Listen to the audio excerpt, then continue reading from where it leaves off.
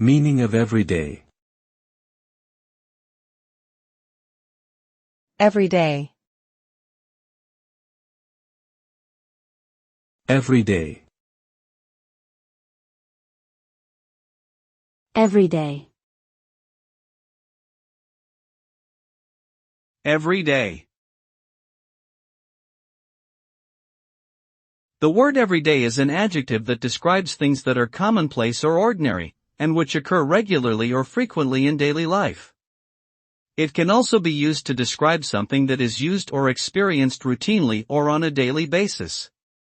The term is often used to express the idea of the mundane or the routine aspects of daily life. In short, everyday refers to those things that are part and parcel of our daily routine and are not particularly extraordinary or exceptional.